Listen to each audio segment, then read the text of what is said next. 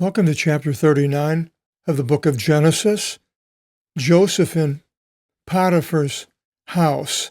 And we remember 2 chapters back that his brothers sold him to the Ishmaelites for 20 pieces of silver, and the Ishmaelites went down into Egypt with their goods on their camels. And when he was there, a man named Potiphar purchased Joseph. And it begins, I'll read some in the Greek, and then we'll go through the chapter. Iosif they katinenchi is Aegypton, ke ek tisato avton petafris o evnukos Pharao o archimagiros, anir Aegyptios ek hieron Ismaeliton, e katigagon avton eki. And Joseph was carried down into Egypt, and Petafris, or Potiphar in the King James, acquired him as a slave. He was the eunuch of Pharaoh. Now, we know that this is the case. It's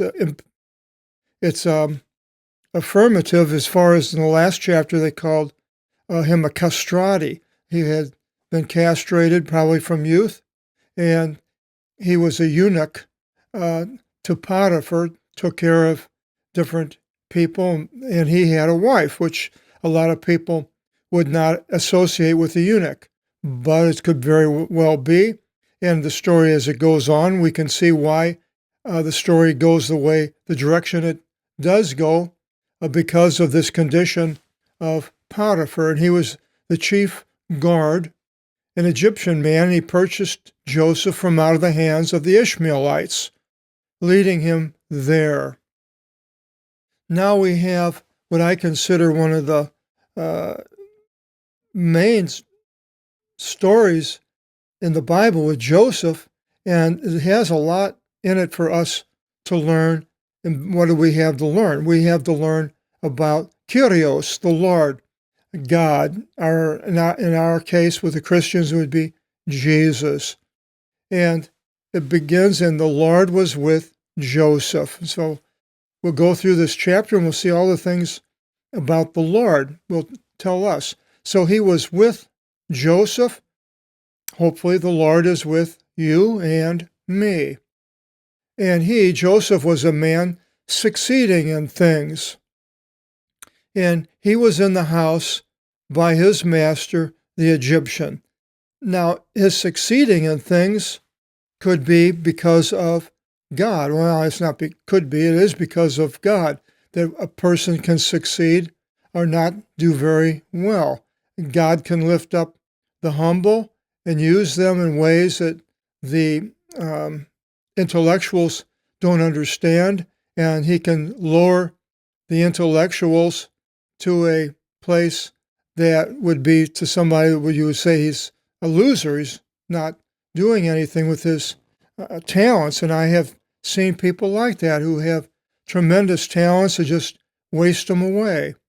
And other people who don't have talents, but yet God, when they open their heart to Jesus, then he comes in and he can do mighty things with them. This has been attested to in thousands and thousands of churches over centuries and centuries and centuries, how God has been with people and in them and helping them. He's with Joseph, he's with us. And Joseph, was in the house by his master, the Egyptian. And his master saw that the Lord was with him. So now we see that the Lord uses others for them to see the Lord. And with our case, us. Other people can see the Lord in us, hopefully, and see something different. And the Lord allows us to be a light shining. Jesus mentions that about, putting the light on the top of the hill. We are the light of the world. And so this man Potiphar could see that the Lord, or the God of of this man was with him. Now, I don't know if he knew his curios, but either way, he knew. And whatever, as much as he should do, Joseph, the Lord, prospered the way by his hands.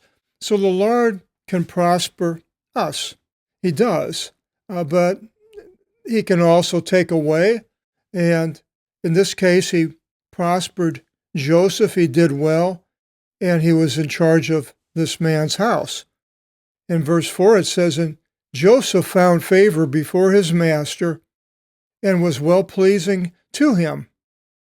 And he, Potiphar, placed him over his house. And all, as much as was his, he gave through the hand of Joseph."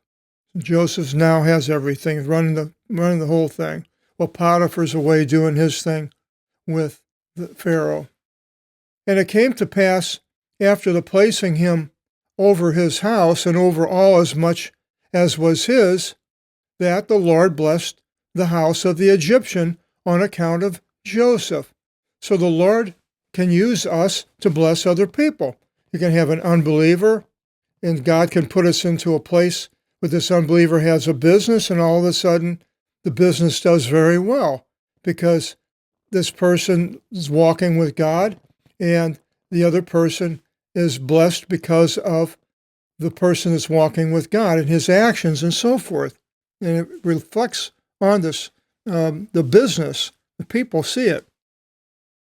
"So that the Lord blessed his house of the Egyptian on account of Joseph, and he, Joseph, became a blessing for his master in all his possessions in the house and in the field."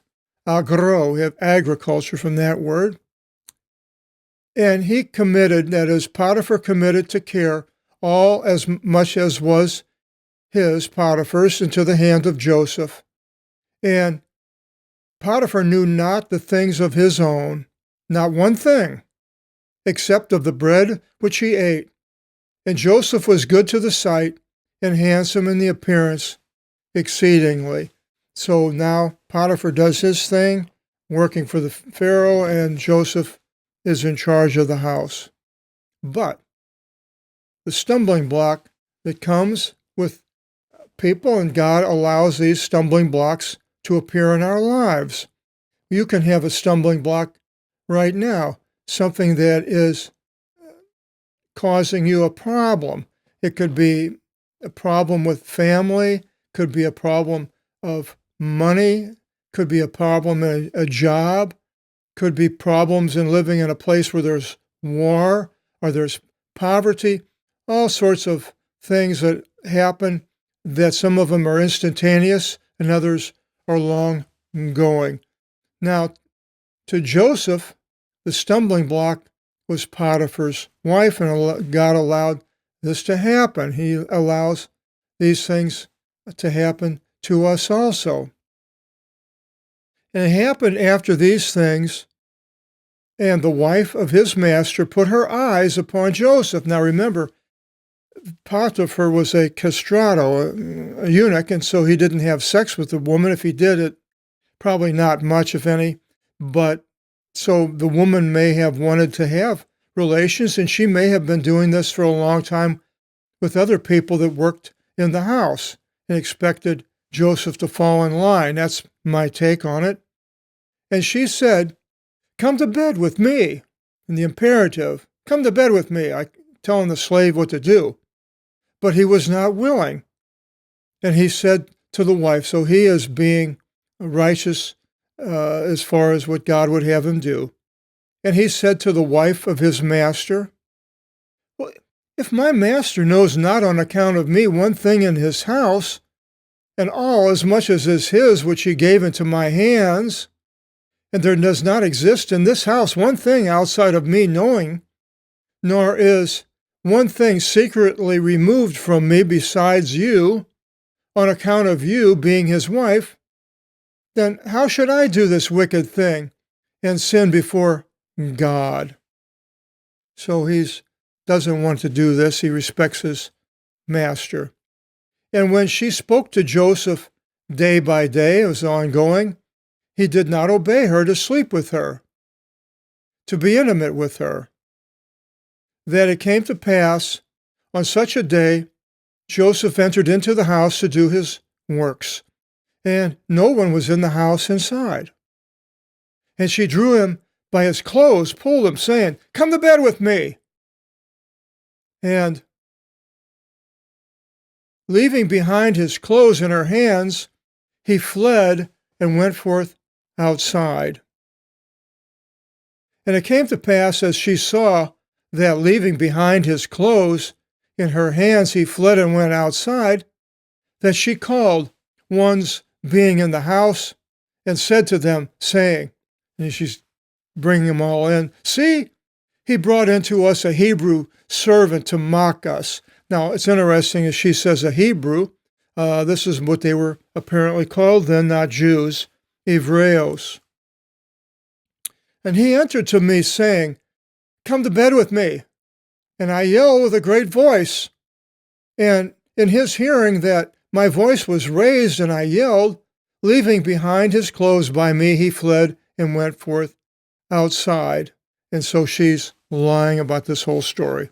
She doesn't like being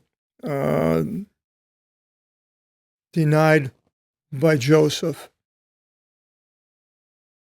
And she left the clothes by herself in her room, I guess, until the master came into his house. And she spoke to him concerning these things, saying, "That Hebreos, that Hebrew servant, entered to me, whom you brought in to us to mock me. And he said to me, I will come to bed with you.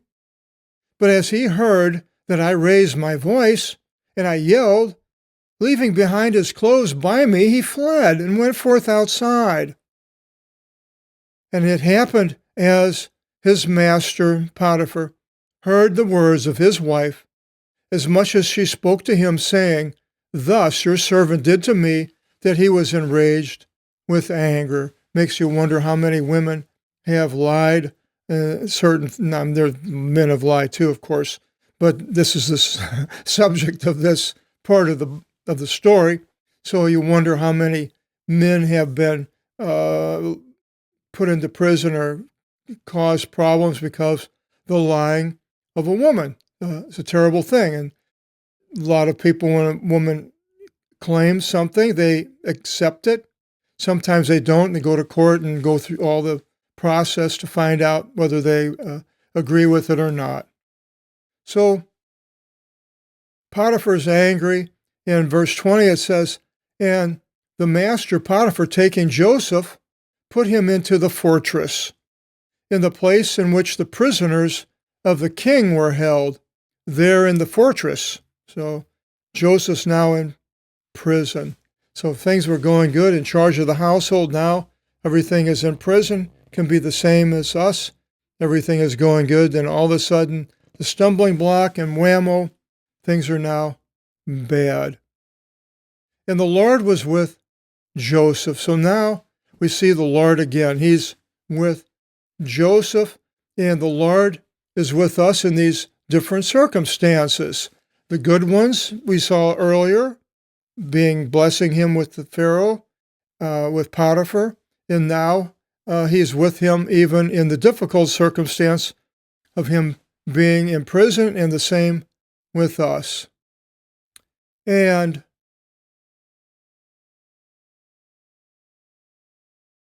he poured down upon him mercy. God poured down upon Joseph mercy.